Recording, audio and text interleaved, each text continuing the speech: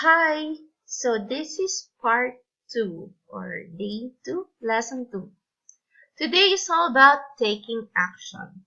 So today I am going to share with you by breaking down what you really need to get started as a virtual assistant.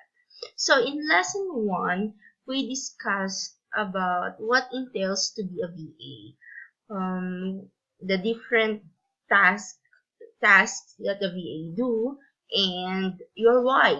Because if you don't have motivation, it will be pretty much useless. Like there's no direction. So I hope you already have that why in your mind and you are already decided to be a VA. So now, today, we are going to answer this question. Do I have what it takes? Like, do you have what it takes to be a VA? Like I've said, it's not easy, but if you are willing, it is going to be worth it. So here's what you really need to be a VA. Number 1, you need a computer and a decently fast internet. I've already mentioned this in the first video. You can start your virtual assistant business without computer, of course, or a laptop and an internet. Your computer or laptop doesn't have to be high-end. Like I've said, it doesn't have to be MacBook or MacBook Air or a very high-end Windows laptop. As long as it is decent, it runs well, it does not freeze on you, it doesn't hang, it doesn't lag, that's pretty much okay. Unless you do video editing like me, so that's why I invested in a pretty much a bit high-end one. But if you are going to start a computer, a basic one already can already be used. For the internet, you must have at least 2 Mbps. Like I've said, you must have at least 2 Mbps. You can start out with Homebro Ultra's 2 Mbps at 999 per month, but they have a data cap of 2 gig per day. But for 3 years, I have been using that and it served me well.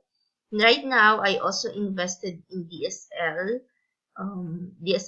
and because fiber is not available here in my area, I don't know why, but if you can have fiber, that would be great because it is really fast.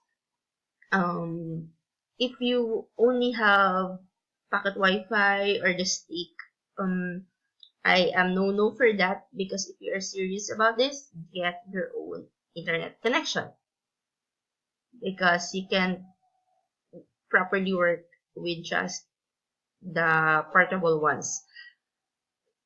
You don't have laptop and computer.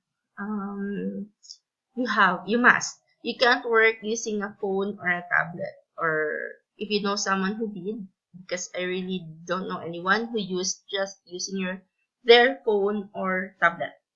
Number 2, you must be the person to find things out. Dapat go-getter ka. Like, may ipapagawa sa'yo si client, be able to figure things out. Like, you can't say no to your client. If your client asks you to look for something or to research for something, make Google your best friend. There will be tasks that's going to be complicated. There will be tasks that's going to be alien to you. There's Google. Do not be afraid to Google things out. Do not be afraid to watch tutorials. YouTube will be your best friend on this. Watch tutorials. If you have time on your spare time, watch tutorials. That's what I do during my weekends. I take time to learn. It is not just for the client, but it is also for me. It's already become part of my personal development.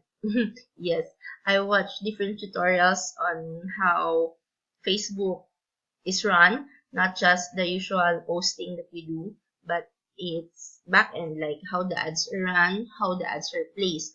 So if you're into that, you're into social media, there are a lot of tutorials that you can watch. Then also, do not be afraid to replicate things.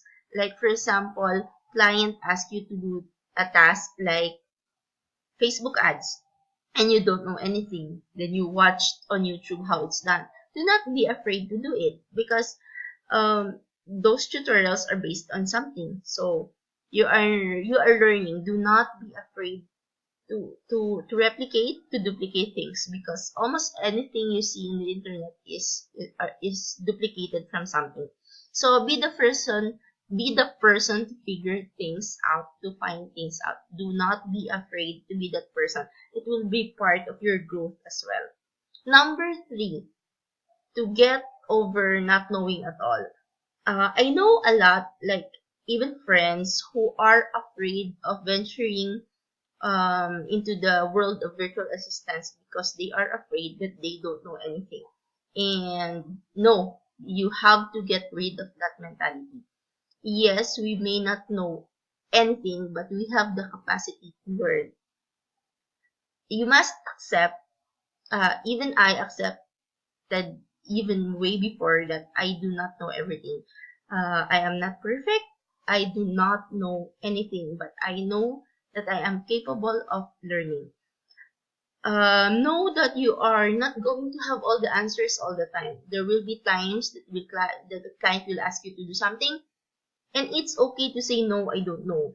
You will be surprised that most clients are willing to teach you something. My very first client, she knows that I'm a new VA. She taught me a lot,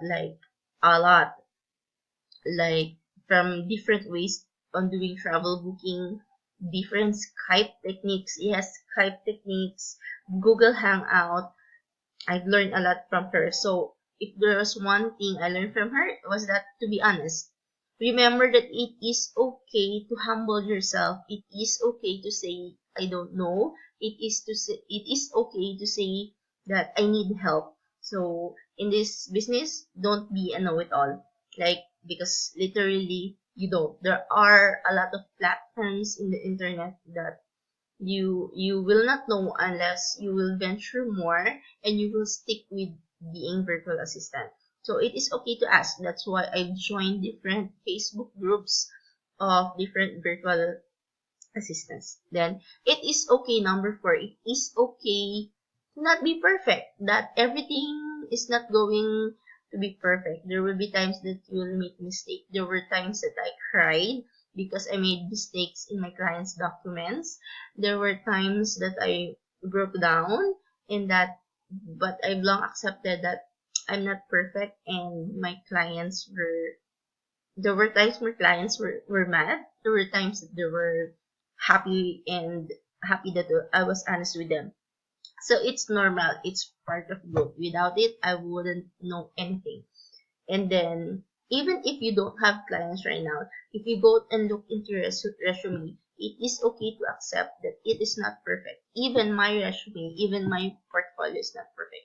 But I just went ahead. I spread it. I gave it to different prospects, and and it's okay. It's okay to give it out.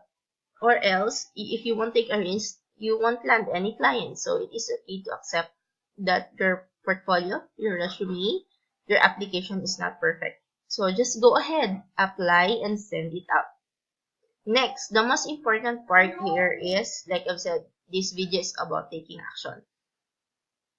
Take action.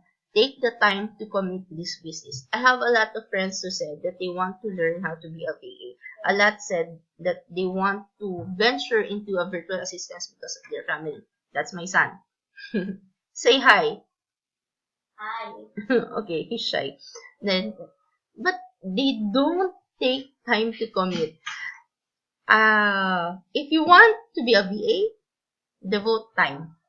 If When I started out, I've lost sleep. Like literally, I did not sleep at all at times. I even slept for only 2 hours a day or 3 hours a day because I was being a VA at night and working full time in the morning.